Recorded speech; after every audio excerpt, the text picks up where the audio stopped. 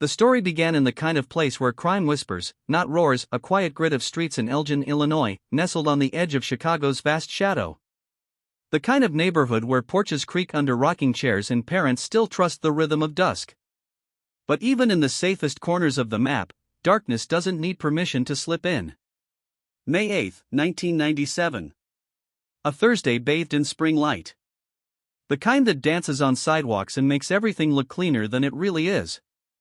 Wendy Howlett had just returned from a school field trip with her daughter, 11-year-old Britney Martinez, and a gaggle of giddy classmates. They'd spent the day among fish and glass at the Shed Aquarium, a temple of marine wonders in the heart of the city. Sharks, sea turtles, and saltwater smiles. It was the kind of afternoon that stitched itself into memory for all the right reasons. Until everything changed. Britney, full of the kind of boundless energy only children possess, had no intention of letting the day end quietly. She wanted more. The park was calling, just 2 blocks away, and she asked her mother the question all kids ask, "Can I go?" Wendy hesitated, the kind of hesitation that later keeps you up at night. But when she saw the cluster of friends with Britney, she relented.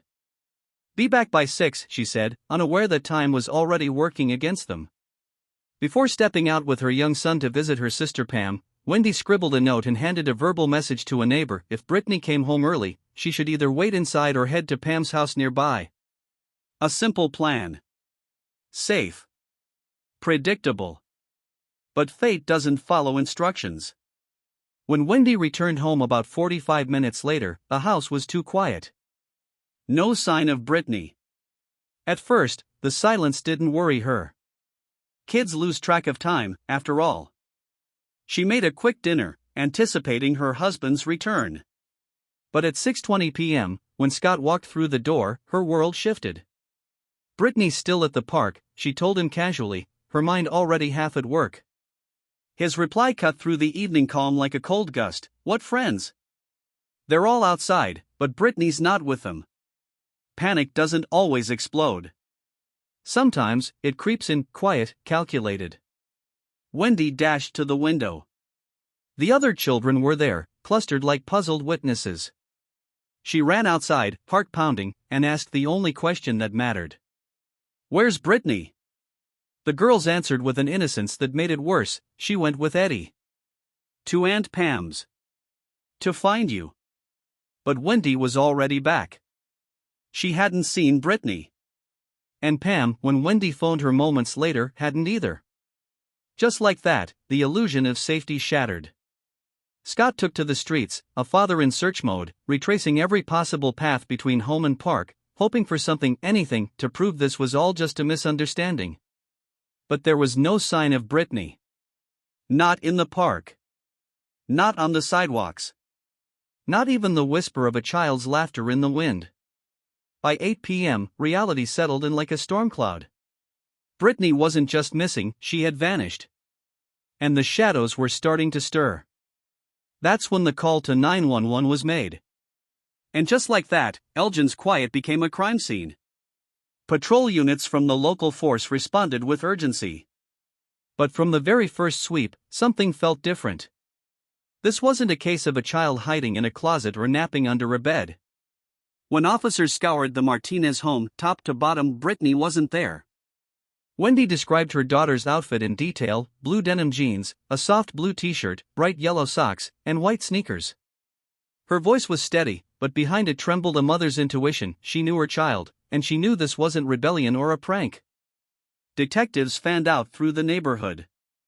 A neighbor recalled seeing Britney shortly before 6, cheerful, energetic, heading upstairs from the basement with her bicycle. He even offered to help her with it. She smiled. Thanked him. Then pedaled off, supposedly toward her aunt's place. That was the last time anyone saw her alive. By 9 p.m., the search grew frantic. Volunteers joined officers, flashlights slicing through dark alleys and tree lines. Wendy's younger brother, Eddie, finally showed up. Shocked. Confused. Unmoored. "I saw her around 6, he said. "Right before I left to pick you up." He never did pick Wendy up. He never saw Britney again. Or so he claimed. As the hours dragged past midnight, hope thin like cigarette smoke in the cold night air. A chopper scoured the skies. Doors were knocked. Parks combed. And still, nothing. Then came a twist no one expected. Around 2 a.m., officers circled back to the Martinez home for another sweep, and this time, they checked the basement. A place already passed over once. Tucked against the wall, quiet and untouched, stood Britney's bicycle. Not locked. Not hidden. Just placed. That's when the story cracked. And that's when the FBI got involved. The Bureau doesn't waste time when it comes to missing children. Agents from the Chicago field office moved in with precision and purpose. One of them, Special Agent Mike White, knew the clock had already taken too much. The first 24 hours, he'd later say, that's when you find answers. Or you don't find her at all. What they would uncover next, the lies, the betrayal, the trail of red smudges, would unravel the fragile calm of a grieving family. But that was just the beginning. By dawn, Elgin was no longer just a suburb, it had become the epicenter of a mystery too dark for its own reflection. FBI agents, side by side with local detectives, worked the streets like ghosts in the mist, turning over every stone, every alibi, every whisper. And one name kept surfacing in their notebooks like a stain that wouldn't lift: Edward Milka. Britney's uncle. Eddie was 20. Young, lanky, and quiet in that way that doesn't call attention until it does. He had been one of the last to see Britney that day.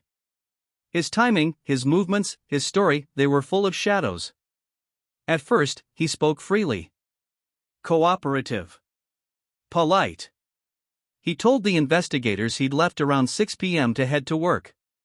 Cleaning buildings, night shifts. Nothing suspicious. Just another man with a job to do. But when agents asked him to visit the station for a formal statement, something in his posture changed. Like a wire pulled too tight. "You think I did something?" he snapped. "Why are you looking at me like that?" The agents hadn't accused him of a thing. But defensiveness in a case like this is a neon sign, and the Bureau knew how to read it. Still, Eddie came down to the station. Let them search his car. Let them dig. In the trunk, they found nothing more than a vacuum cleaner and a trash bin, his standard tools for someone in janitorial work. But the car wasn't the focus. Not yet. What mattered now was the timeline. His story. Detective Robert Beater, one of the lead minds on the case, pressed him gently. "You left at 6. Got to work when?" Eddie said 6:30. "Maybe 7. His words were soft, vague, trying to slide by. But the clock doesn't lie. His boss hadn't seen him until 8:30 p.m. 2.5 hours. Missing. "Maybe I stopped for cigarettes," Eddie offered weakly. Lost track of time. So the Bureau did what the Bureau does best, they followed the thread. The convenience store's security footage didn't show Eddie at all. Not at 6:30. Not at 6:45. Not even a glimpse of his car. The timeline had collapsed. They returned to Wendy, Britney's mother, and asked the question no parent wants to hear: "What do you know about your brother?" Her voice cracked, not from guilt, but from the slow shatter of certainty. "He's different. Always has been. He was in special ed growing up. He doesn't really fit in. No friends. No girlfriend. Keeps to himself." The words were reluctant, fragile. You could feel the weight of them pressing against her ribs. Then she added something new. "He came home late that night. Around 10:30. And he looked off. Nervous. I thought he was just scared.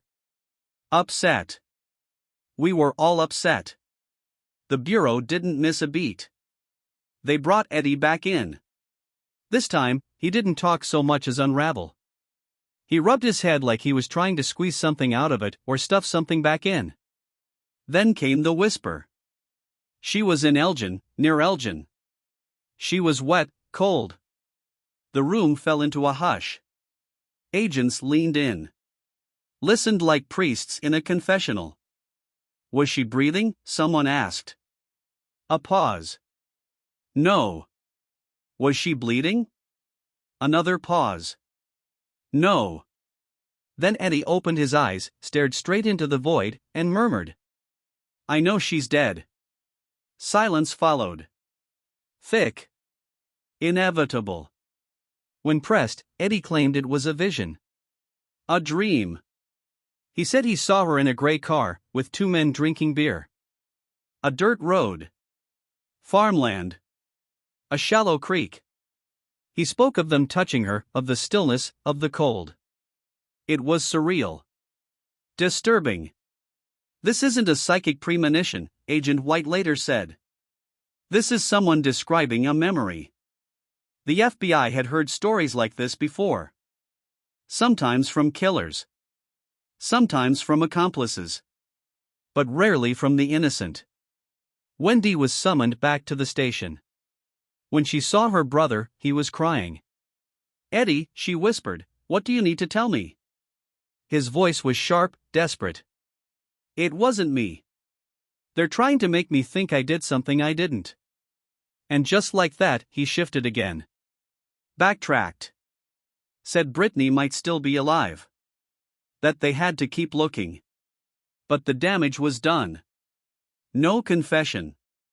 No direct admission. Yet the air around Eddie was thick with guilt. Like smoke after a fire. There was no hard evidence yet. No fingerprints. No camera footage. No screaming witness.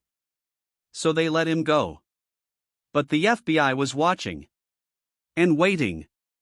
Because something in Eddie's words and in that vision of cold water and dirt roads didn't just hint at the truth. It stank of it. Time, in a case like this, is the cruelest of predators. As days peeled away, one after another, hope thinned to a whisper. The community searched. The Bureau worked in silence, methodically, like surgeons removing rot. Every lead was cross-checked. Every alibi tested, poked, pulled apart. And still, no Britney.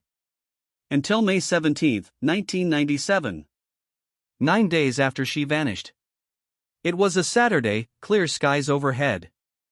A couple, out canoeing on the Kishwaukee River, a winding artery that cuts through northern Illinois farmland, spotted something on a sandbar. At first glance, it was just a mound of clothing, tangled and sun-bleached. But as they drifted closer, the illusion fell apart. It wasn't just clothing. It was a child. Authorities were called. FBI agents and local officers arrived fast, but carefully. What lay before them wasn't just evidence, it was a tragedy. The girl's upper body was exposed, her frame partially submerged, softened by water and time. Her jeans were unbuttoned. Her underwear inside out. Her blue socks still clung to her feet. And the white sneakers, just as Wendy had described, were still on. But her shirt was missing. A detective would later say, "You know the moment you see her. Even before the autopsy. You know." The remains were badly decomposed. Nature had done its damage, but not enough to erase the truth. The FBI's forensic team worked with precision. The body was retrieved. Transported. Examined. And the news came back like a blow to the gut. It was Britney Martinez. She hadn't run away. She hadn't wandered off. She had been silenced. The medical examiner delivered the rest slowly, carefully. Asphyxiation. 2 strips of duct tape had been pressed across her face. A massive bruise discolored her cheek. Embedded in it, barely visible, was a human bite mark. There were signs, unmistakable signs, of sexual assault. This wasn't just a murder. It was a violation. A desecration. Tissue samples were taken. Swabs. Fibers. Blood. Every forensic tool the Bureau had was now aimed at finding a name, a match. But even before the lab reports came back, the location itself raised every red flag. It matched Eddie Milka's so-called vision. The shallow creek. The rough dirt road. Farmhouses scattered nearby. It was too precise. Too detailed to be a guess. This wasn't a dream, Special Agent Mike White said. This was knowledge. Personal knowledge. Whoever described this place had been here either alone or with her. That was enough to shift the investigation into a new gear. The FBI obtained a court order. They collected DNA samples from any blood, hair, saliva. Every strand that could speak. They also brought in a forensic odontologist, a specialist in bite mark analysis. The mark on Britney's face was examined. Compared to Eddie's dental impression. The conclusion? It looked like a match. But decomposition had distorted the skin. Too much damage for a conclusive ruling. Still, the case was tightening around him. Then came the car. Eddie's vehicle had already been looked at, but now it was stripped bare. Under UV lights and swabs, the FBI's forensic unit turned it into a crime scene in miniature. On the floor mat, they found something small. Red. Stained. On the lid of a fast food cup, more red. The samples were sent to the Bureau's lab. And when the DNA results returned, the truth came with them. It was Britney's blood. On the mat. On the lid. A genetic match with a probability of error so small, it practically didn't exist, 1 in 6.4 million. The silence that followed wasn't relief, it was mourning. For the girl who'd been lost. And for the innocence that had died with her. Now, with blood in the car and a vision that mirrored a crime scene, Eddie Milka wasn't just a suspect. He was the storm at the center of it all. By the winter of 1997, the case had grown cold in the public eye, but inside the Bureau, it was white hot. The pieces were no longer scattered fragments, they were a mosaic pointing to a single, devastating conclusion. Edward Milka had not only lied, he had left behind traces no time could erase. On December 18, the cuffs finally clicked. The FBI and local authorities moved in with swift precision. Edward Milka was arrested and charged with 3 words that chill the bones of any parent: murder, aggravated kidnapping, sexual assault of a minor. The weight of the charges echoed like a thunderclap through the Martinez family. And no one felt it harder than Wendy. She was already carrying the unbearable weight of a mother's grief. Now they were telling her the suspect, the man allegedly responsible for her daughter's final, brutal moments, was her own flesh and blood. "My daughter is gone," she said quietly. "And now they say I'm losing my brother too." It was a grief split down the middle. A family turned inside out. Some refused to believe Eddie could do such a thing. They clung to memories of a gentle boy with learning difficulties, a loner perhaps, but not a monster. Others stared down the mountain of evidence and saw only guilt. But the FBI had no room for sentiment. They had blood. They had lies. They had a suspect who described, with eerie precision, the very place where Britney had been found. Wendy tried to defend him, desperate to salvage what was left of her world. She insisted Eddie couldn't have reached the river, that he'd never even been there. But the Bureau knew otherwise. In a previous interview, Wendy had mentioned their father used to take them to a museum in Union, Illinois, just miles from where Britney's body was discovered. A place Eddie knew well. A route he'd traveled before. When confronted with this contradiction, Wendy hesitated, then changed her story.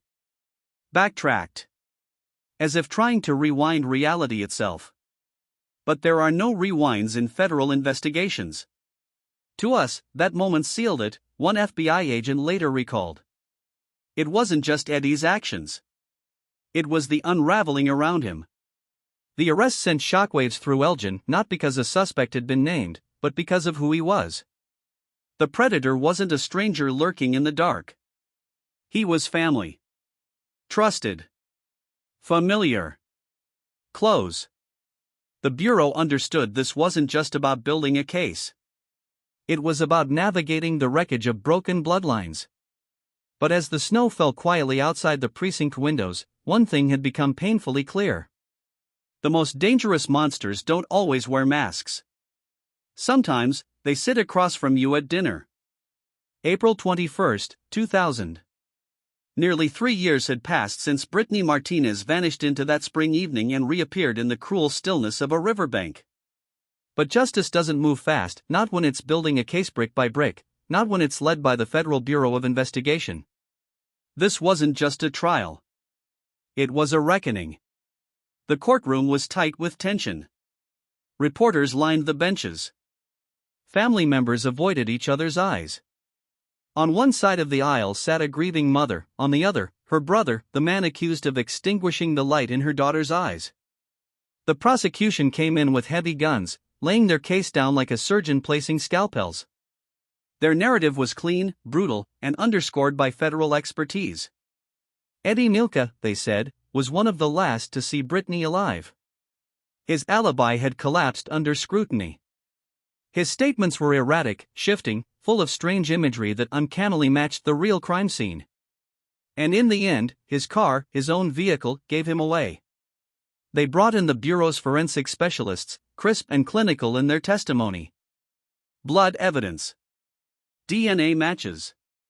The bite mark, while not definitively conclusive, was consistent with Eddie's dental pattern. Most damning of all, Britney's blood was discovered in not one, but two separate locations inside his car. The odds of it belonging to anyone else? Astronomical. But the defense wasn't without ammunition. They argued the evidence was circumstantial. There were no witnesses who saw Eddie with Britney in the moment of the crime. The DNA couldn't prove when the blood had been deposited, just that it was there. The bite mark? Inconclusive due to decomposition. They painted Eddie as slow, emotionally fragile. A misfit, yes. But not a predator.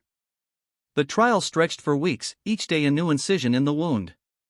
The FBI, ever methodical, made sure the jury understood the significance of each detail. It wasn't just about what Eddie had done, it was about what only Eddie could have known. That river. That creek. The terrain. The way he described her being cold and wet. No dream, they argued, could describe that place so precisely. In the end, the jury did not find premeditation. They couldn't say Eddie had set out that day to kill. But they did convict him of felony murder, meaning Britney's death occurred during the commission of another serious crime. Kidnapping. Sexual assault. The result, 75 years behind bars. No parole. No escape. The verdict dropped like stone. Wendy collapsed in her seat, breath caught somewhere between a scream and a sob. "It felt like my world ended all over again," she would say later. She'd lost her daughter. And now, her brother. The court recessed. The flashbulb stopped. But the pain? It lingered. Like the echo of footsteps in an empty home. The gavel had fallen, the sentence pronounced, but the story didn't end in that courtroom. For those left behind, the aftermath of justice was not peace, it was silence. And in that silence, questions echoed louder than ever. Wendy Martinez, mother, sister, survivor, stood in the ruins of a life no one would choose. The grief of losing Britney had been a storm, the trial, a fire. Now, only ash remained. Still, she refused to let go of one belief. "I don't think he did it," she whispered into the void. "Not Eddie. Not my brother." Denial or faith, it's hard to tell the difference when pain speaks. Wendy clung to the hope that somehow, somewhere, there had been a mistake. But the Bureau's work spoke for itself. The FBI had followed protocol with relentless precision. Forensic testing. Witness interviews. Crime scene reconstruction. Psychological profiling. Every tool sharpened. Every path pursued. They had uncovered inconsistencies. Lies. Shifting stories. And in the end, they had found something colder than forensic science. They found knowledge that Eddie Milka should never have possessed. He had never confessed. Not outright. And he never would. But he had told a story with his silence. Still, some questions clung to the case like smoke that won't rise. Did Eddie act alone? His disturbing vision had described not one man, but two. He spoke of others, shadowy, undefined. Yet no one else was ever charged. No new suspects emerged. If there was someone else out there, they disappeared as completely as Britney had once done. And the bicycle? Britney's cherished bike, her pride, her constant companion, had been found back in the basement. No scratches. No dust. Just sitting there, neatly. But if she had ridden it toward her aunt's house, how had it returned without her? That mystery was never solved. Perhaps it never will be. The FBI's case was solid. Their investigation airtight. They had pursued the truth across every lead, every inch of pavement, every swab of DNA.